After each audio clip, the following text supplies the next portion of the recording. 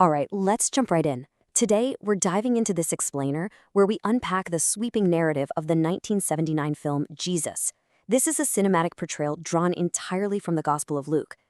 This source material isn't just a movie, it's really a meticulous visual translation of an ancient text, one that has fundamentally shaped world history. We're going to explore exactly how the film structures this epic biography, moving from a humble birth in the Roman Empire all the way to a claim that claims to literally alter the fabric of humanity. So we start with this absolutely staggering number. Over 1 billion followers today. That's a massive global footprint, right? The film opens by highlighting this sheer scale before it completely transports us back 2,000 years to a very specific historical moment. By immediately anchoring us in the modern scale of this belief system, the filmmakers are effectively setting the stakes.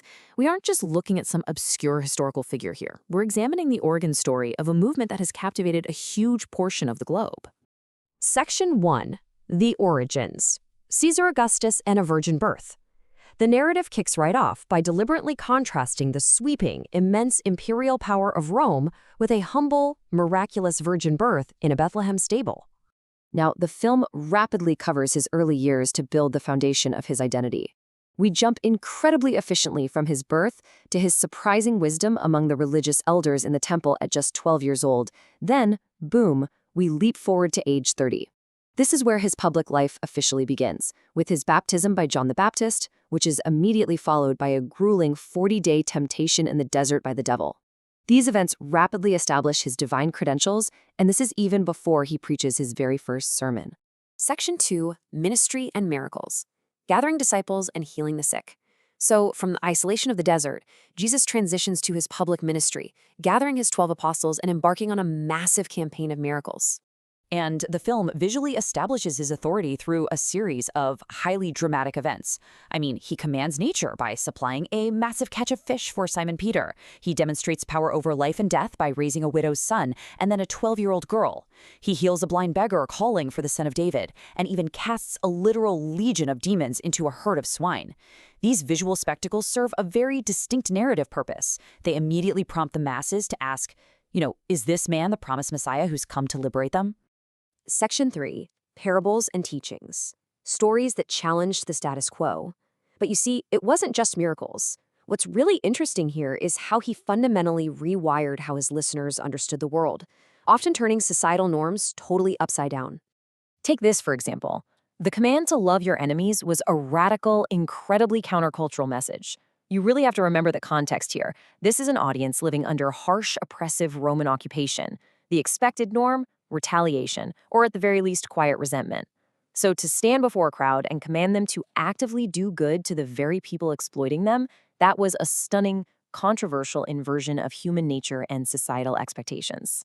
The film frequently uses sharp contrasts to make its point. A perfect example is the parable comparing a proud, fasting religious leader, a Pharisee, to a despised tax collector. In this society, tax collectors were viewed as corrupt traitors, the lowest of the low. Yet in the story, it's the tax collector begging for mercy with his head bowed who goes home justified before God, while the arrogant religious leader does not.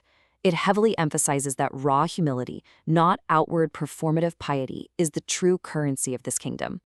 And in the famous parable of the Good Samaritan, the story tackles the profound question, who is my neighbor? When a traveler is beaten and left for dead, the respected religious figures walk right past him. By deliberately making a socially rejected outsider, a Samaritan, the compassionate hero who stops to save the man's life, the narrative delivers a striking rebuke of prejudice. It's a really powerful redefinition of community and moral obligation. Section 4. Betrayal and Trial. The Passion in Jerusalem. Now, as his popularity peaks and he enters Jerusalem, the underlying tension finally boils over, leading us straight into the darkest and most dramatic part of the source material. Events escalate with terrifying speed here. We move rapidly from the intimate setting of the Last Supper on Thursday evening, where Jesus explicitly predicts his impending death, to his agonizing prayer in the garden that night. Then comes the midnight betrayal via a kiss from Judas, his own disciple, and finally, a chaotic, humiliating shuttle between Roman governors and local rulers on Friday morning as they desperately try to pin a capital charge on him before the public can even react. Throughout his public trials and the days leading up to them, the religious leaders constantly try to trap him with volatile political questions, specifically about paying taxes to Rome. It's a trap, right? Say yes, and he alienates his oppressed Jewish followers. Say no, and he's guilty of treason against the emperor. But the film shows him skillfully dodging their traps with his famous phrase, maintaining his divine claims while completely outmaneuvering their political snares. Section 5. Crucifixion and Resurrection. The climax of the narrative. At this point, the pacing of the film slows down heavily to emphasize the agonizing detail of the execution, presenting it as a cosmic turning point. Even in his dying moments on the cross, the narrative highlights a stark spiritual choice for the viewer, perfectly represented by the two thieves crucified right beside him. One thief angrily mocks him, demanding to be miraculously saved. The other humbly admits his own guilt and simply asks to be remembered. In a profound moment of grace, Jesus promises immediate paradise to the thief who humbly asks, really underscoring the film's core message of accessible forgiveness. The film depicts his death not just as a physical execution, but as an event accompanied by massive supernatural signs. Total darkness covers the land in the middle of the day for 3 straight hours. And most significantly, the massive veil of the temple is violently torn right down the middle just as he dies. This is a highly symbolic moment in the source material.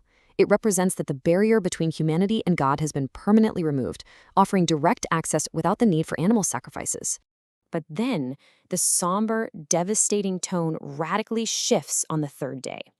Women arriving to anoint his body find an empty tomb, and they're met by angelic messengers who deliver this powerful question.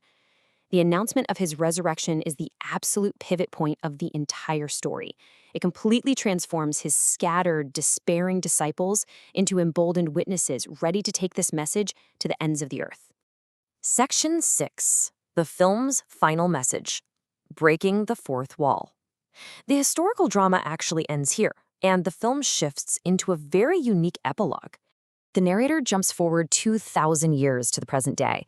This effectively frames Jesus not just as a fascinating historical figure or a wise teacher from the ancient past, but as a living, active presence. The narrator claims that despite empires, scientists, and philosophers coming and going, this figure remains the most powerful and enduring influence in the world today. The film then succinctly summarizes its core theological claims, wrapping up everything we've just seen. It outlines how his virgin birth, his sinless life and miracles, his radical message of love, his sacrificial death, and his miraculous resurrection set him completely apart from literally any other leader, philosopher, or king in human history.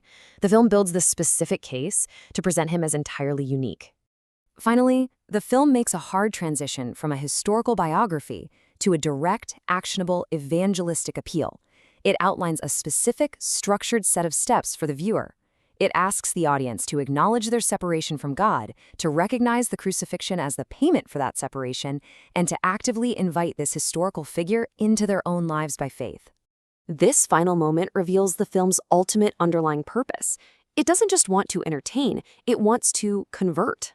By putting the sinner's prayer directly on screen, it literally guides the audience word for word on how to make a personal conversion right then and there, effectively transforming passive viewers into active participants. As we wrap up this explainer, we want to leave you with this final provocative thought. Look at how a story, set in the dust of the Roman Empire and meticulously reconstructed on film, uses both epic scale and highly direct personal appeals to cross centuries and cultures. So how does this ancient narrative continue to possess such enduring power, shaping the daily lives and deeply held beliefs of modern audiences across the globe? It's a fascinating question to ponder. Thanks so much for joining me on this deep dive.